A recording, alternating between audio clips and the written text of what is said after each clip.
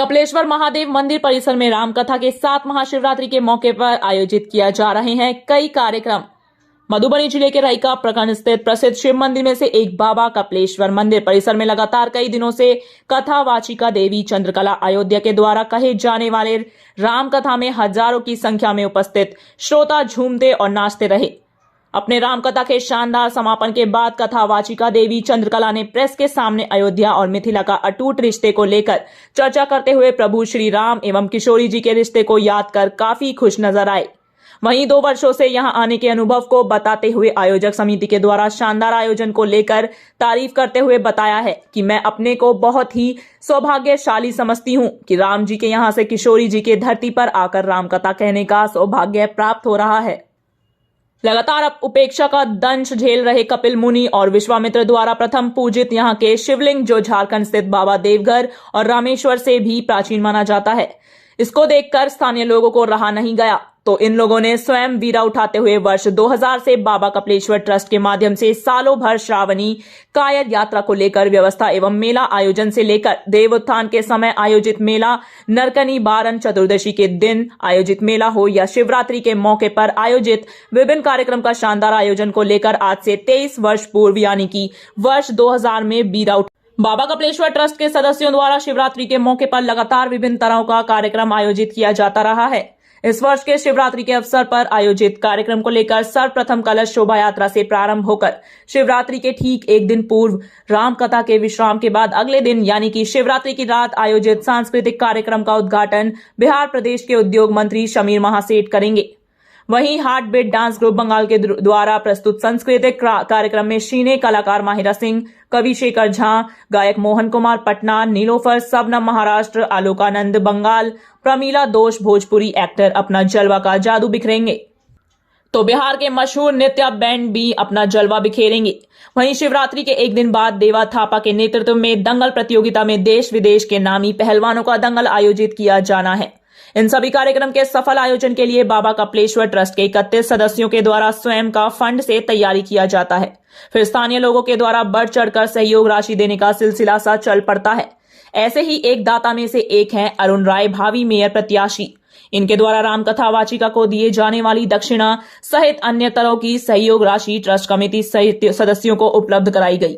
तो रामकथा के विश्राम के अवसर पर उपस्थित स्थानीय विधायक हरिभूषण ठाकुर बचौल ने प्रेस प्रतिनिधि के सवालों का जवाब देते हुए बताया है कि बाबा कपिलेश्वर स्थान का कुछ विकास हुआ है। आगे केंद्र सरकार से लेकर बिहार सरकार तक प्रस्ताव भेजकर और प्रयास कर विश्व मानचित्र पर लाने के लिए प्रयास किया जा रहा है। साथ ही यहां अभी काफी विकास करना बाकी है, जिसके लिए प्रयास किया जा रहा है। मधुबनी से राजीव कुमार झा की रिपोर्ट। स्थल पर मौजूद है, आप बड़ी भाग्यशाली है, सौभाग्यशाली है जो बाबा कपिलेश्वर आपके विश्व विधानसभा में अवस्थित है। बाबा कपिलेश्वर के विकास को लेकर के आपके द्वारा क्या कार्य योजना है, इस पर आप बताएं। कार्य योजना तो बहुत है, कार्यान्वित भी हो रहा है।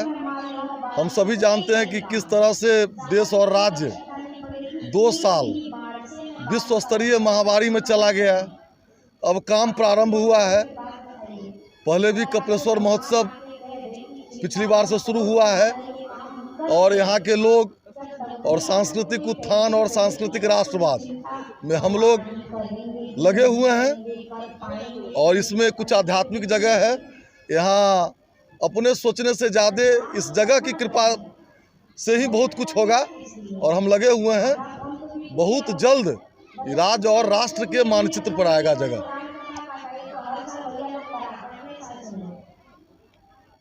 से हम लोग पिछले 4 वर्षों से हम लोग शिवरात्रि महोत्सव का भी आयोजन करते हैं और आयोजन शुद्ध करके सामाजिक स्तर से होता है। इस बार भी आयोजन है, जानकारी भी दे दे। जैसे राम कथा चल रहा है तो इस कथा में जो दक्षिणा का होता है कथा वाचिका का, तो अरुण राय जी है मधुबनी के, वो करेंगे। बाकी जो खर्चा है, सांस्कृतिक कार्यक्रम है, लाइट है, साउंड है, दंगल कुश्ती प्रतियोगिता है, यह समाज के लोग, इस संस्था के लोग यहाँ दान करते हैं, उससे यह कार्यक्रम सफल होता है। आपको बहुत बहुत स्वागत है। लेकिन ये बताइए कि आपका पूरा ओवरऑल अनुभव कैसा रहा? बहुत अच्छा अनुभव रहा और ये 1 वर्ष का नहीं 2 वर्ष का अनुभव चूँकि हो गया है और यहाँ की जो आयोजन समिति है, इतना भव्य आयोजन हर वर्ष यहाँ पर करती है।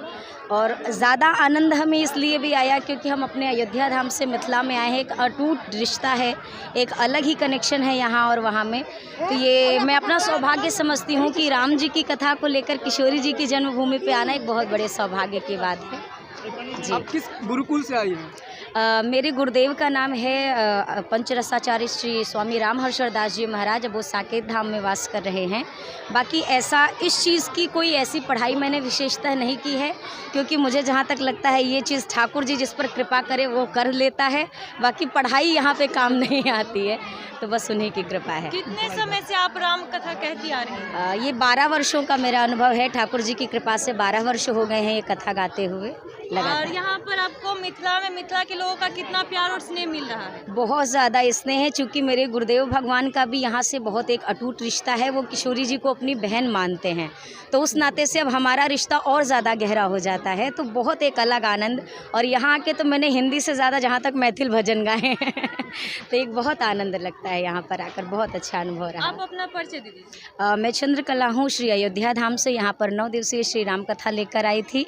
आज यहाँ पर उस कथा का विश्राम हुआ है। अब अगली जगह अगली कथा सिंहपुर शहडोल, तो वहाँ पे कथा वाचन करते हुए मिथिला की जो पावन धरती पर आपने कथा वाचन किया है, जी जी, श्रद्धालु भक्तजन उसको किस रूप में लिए हैं? बहुत ही अच्छा एक रहा यहाँ का। चूँकि यहाँ की भीड़ आप देख के समझ सकते हैं कि श्रद्धा होगी, क्योंकि बिना श्रद्धा के 3 घंटे एक जगह पर टिक जाना ये सबके लिए पॉसिबल नहीं होता है। तो एक श्रद्धा है, प्रेम है, बहुत लगाव है इस कथा के प्रति। इसीलिए यहाँ पर इतनी अपार जनसंख्या आती थी, कथा सुनती थी। और मुझे आशा है कि कथा सुनी भी और साथ लेकर भी गए होंगे जी ठीक है, तो सबको बहुत बहुत धन्यवाद। बहुत धन्यवाद।